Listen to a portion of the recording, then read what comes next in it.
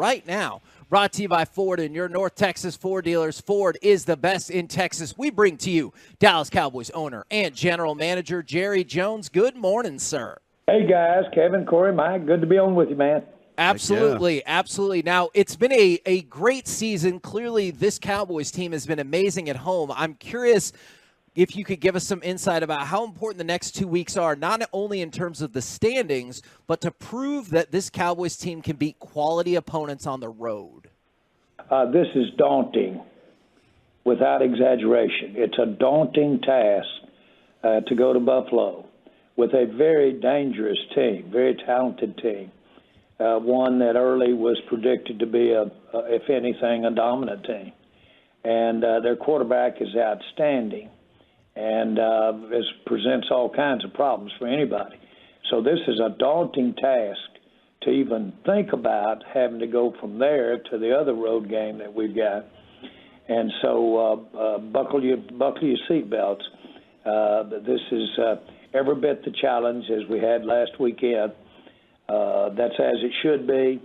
If we could go up there and play the kind of game that we all would want us to play, it will be a major impetus to us having the team that we want in the playoffs. Jerry, you did mention their quarterback, Josh Allen, and we all kind of know what the dude is capable of, and then sometimes he turns the ball over. What do you look at as the thing that stresses your defense the most? Is it his ability to extend plays, just his size, the arm? What do you think of whenever you see Josh Allen? His running ability. Anybody that tells you any defense, any team that's up against a defense that has a really unique running component, defenses normally aren't set up for the quarterback to be a major running component. Well, they are, and he makes yards on his own. They're not blocked yards so often. He's just got that kind of size. That's quite a challenge to a defense when you've got to stay home and play that quarterback run on top of have your keys to whether it's pass or run. So that's the first thing we ought to keep in mind. And he's a load. He brings a lot of yards after contact. That's rare, but that's effective. So this is easily, I'd frankly have to say, with all due respect to everybody we've played, this is one of the toughest quarterback challenges we've faced. Now, one of the players that has consistently been harassing quarterbacks for the last 3 years, Micah Parsons, and I know we've talked with you in the past about this. I was curious your thoughts about, we've asked you about the lack of penalty calls in his favor, and Micah Parsons this week said, the problem I see with officiating is I think it becomes a lot more ego and than them actually wanting to make these calls. And so this is one of your players saying it's an ego issue with the refs. I know you feel good about the officiating, but what are your thoughts about Micah's comments? Well, I will say this, that our officiating is not one for us to wear the badge or be there to critique. It's just not. It's not effective in terms of our ability to win a game. And so I don't like to really get into officiating discussions as to their effectiveness. I always go back to I really came in as a natural, let the guys make the calls, get high integrity people, let them make the calls. Everybody has to live with the same integrity. You can get too much things to look at out there, and you come up with, well, on any play you can call a penalty. And to a degree, there's some of that. So you have to appeal to just the overall judgment of the crew and say, let's keep this thing to where we haven't overly impacted the game by the wrong calls. On the other hand, we've got to have, as a big component of being a good football team, you have got to be a disciplined team. And you've got to be one that plays within the rules, because you can eliminate the early parts of a drive by getting in long yardage situation. There's so many things, and I don't need to reiterate that to everybody listening.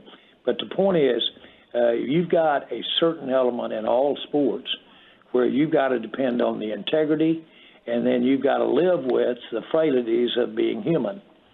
And I have a little better grace there than you might think. I imagine. Well, Jerry, to stick on Micah just a little bit, we've been discussing this pretty much at length, on how much of an impact he's had on each game, and where he stands in this defensive player of the year category. What would be your case for Micah to earn and deserve that? Well, I think that he's so impactful in the design and the impact he has on just game planning by the opposition. And I think that ought to be a big factor. Ernie Zampese, the great Ernie Zampese, was in early years, he was our offensive coordinator, but he came to us with all the respect in the world because he had played against and had been around for years and years. And we would list at the end of the year our best players with our coaching staff. And invariably, you'd have Aikman right there at the top. You'd have Emmett, and you'd have, don't want to leave out anybody, but it'd go down that list, offense, defense. When his turn came, now he was the offensive coordinator, he'd put Charles Haley about 8 inches above Aikman.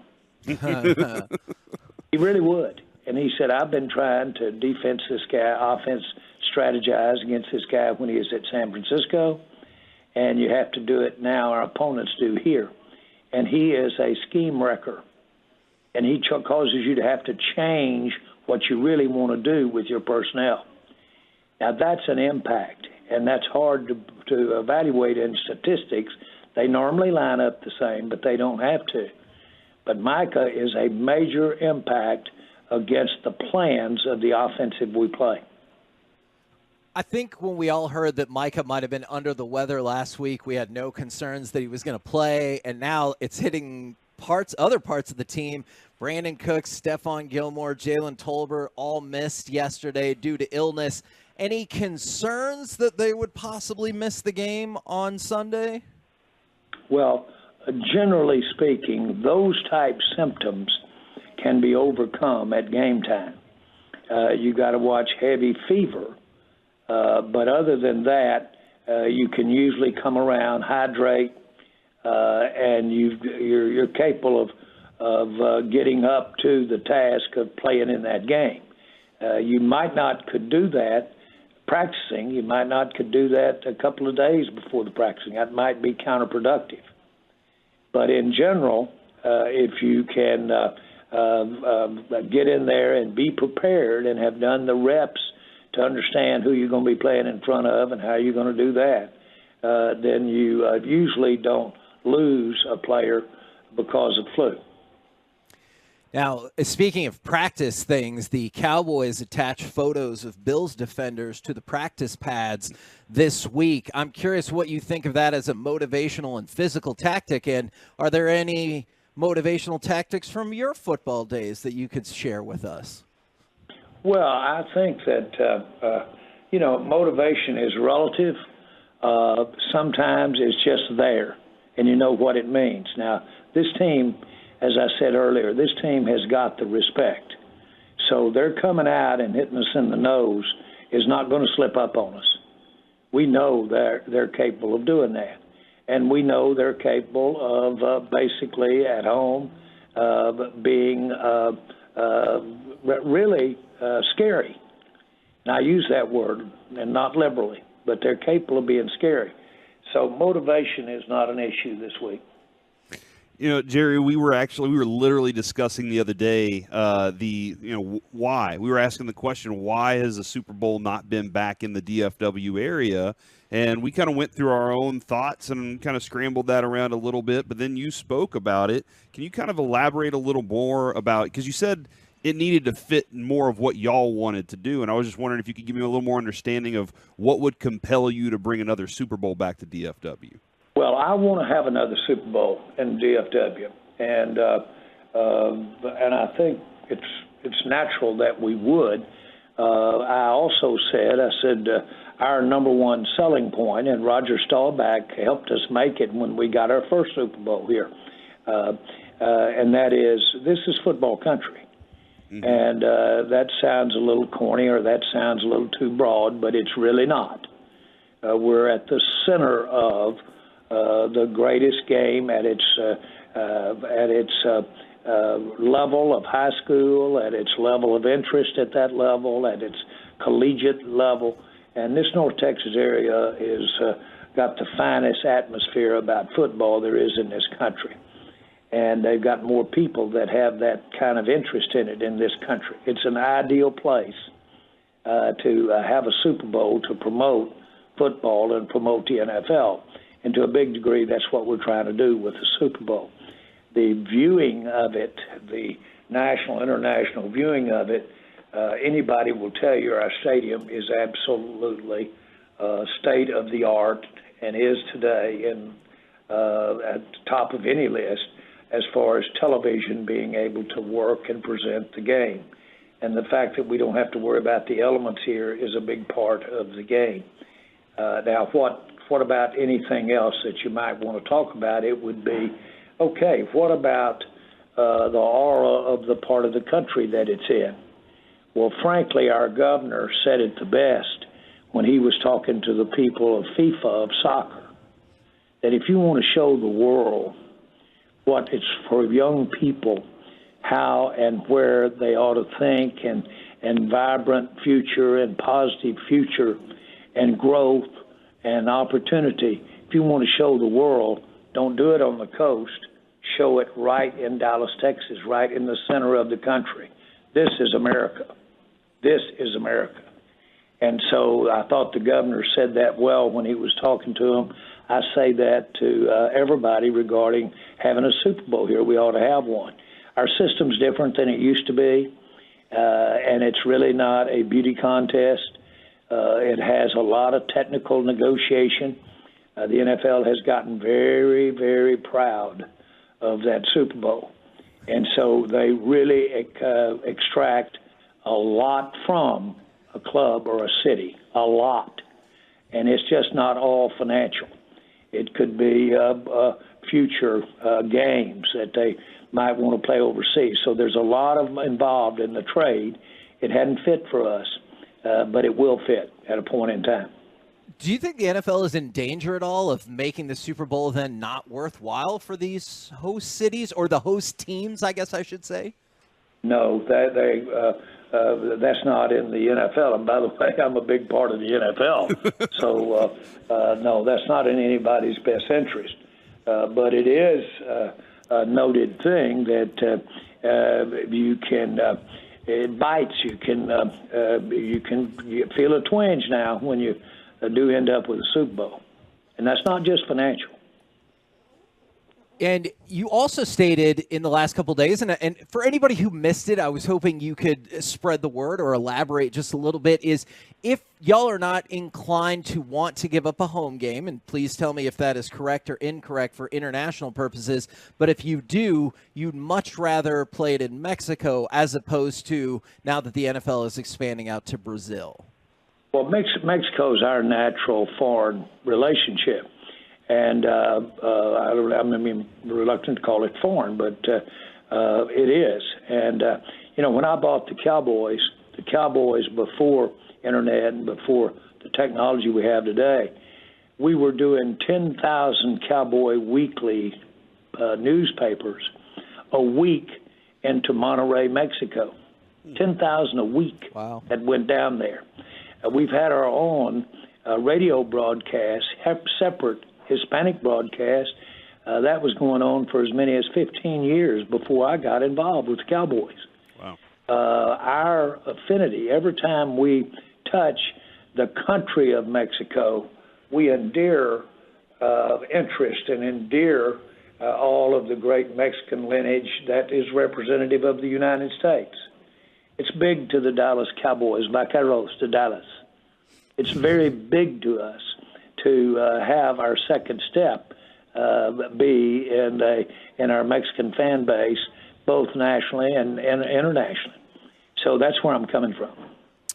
Jerry, you drafted Mozzie Smith in the first round this year. How much has he improved from the start of the year to now have to fill in for Hankins until he's healthy? Well, first of all, let's look and see where he could improve logically. Didn't have to worry too much about improving his strength. We have a lot of players we say, well, let him get some additional size, let him work in the weight room for a year, but, boy, he's a prospect and he'll be good. Well, he's a freak of an athlete, a freak of strength, Larry Allen-ish stuff. And in my mind, Larry's the strongest guy to ever be in the league. So the kinds of things that you think of at that nose guard sitting in there controlling the center, of the action, so to speak, and you think of strength and you think of bulk and size, he's got that. That's always been the emphasis that he's had coached into him. Well, what you really would have, and he's got the athletic ability to accomplish that, is a quick twitch aspect of him, too, that could hit a gap or that could put pressure on a gap and go in there. Now, that would be phenomenal. Then you have really got a rare commodity in the middle. He's going in that direction. Now, I'm not going to, at this point, go that far in the accolades, but he has certainly improved, and that's what we would hope that we could see. This span where he's going to be having more snaps will give him an opportunity to do that, and you couldn't design a better place than the next games that we've got, our schedule, and then into the playoffs. You couldn't design a better laboratory to get Mozzie Smith, get him where we want him to be. Sorry to take a step back. I'm just so intrigued by the Cowboys' popularity in Mexico. With all of that in mind, would you have any issue with an expansion or a team moving to Mexico City permanently? Well, I don't want to get into expansion because that's just really convoluted. But I will say this, that its proximity and to us, and it's us being the United States, and its affinity for football, for American football, is really a big deal. The reason that I have fights, not the reason I'm a fight fan, I've always been a fight fan. I boxed when I was a kid. And so my point is, I've always had an affinity for boxing, but the main reason that we have the boxing matches and that we have the shows that we put on with the Cowboys and with AT&T Stadium is the affinity that our Mexican fan base has for boxing. It's stronger, I think, than even soccer, and that's a pretty big statement, and that's an opinion. But still, it is big. It's bigger than any other country for boxing. I'll never forget, I went down with a great promoter and with Pacquiao and Bob Arams, and we went down to Mexico City with Pacquiao and met with all the media, and then we went back up to Monterrey and met with that media and spent about 2 days. And, of course, tradition has it that you go to those places and then you have those long 4-hour lunches out there drinking those margaritas. Mm-hmm. And so there's about 90% of the trip I don't remember. But other than that, it was the highlight of my life to be traveling with Bob Arum and Pacquiao there. But no matter where we went in those areas, it was phenomenal, the support for the Dallas Cowboys. I've said that in this country, in my mind, and I do not have the stats to back it up, but it wouldn't surprise me if 50% of the Mexican Hispanic fans in this country are Vaqueros de Dallas fans, Cowboy fans. And I know what it is in certainly on the northern border and the country of down into Mexico City. I know what it is for the Cowboys. And it's a big push, it's a big emphasis for us. We want that incorporated in what the Dallas Cowboys are about. Appreciate the insight as always. Obviously, go get a big victory on Sunday, and we'll catch up with you next week. Boys, it's nervous time. This is as light as you'll hear me, is this conversation. It's downhill from here on out. Fair enough. Thank you, good Have a sir. fun, Jerry. Good day.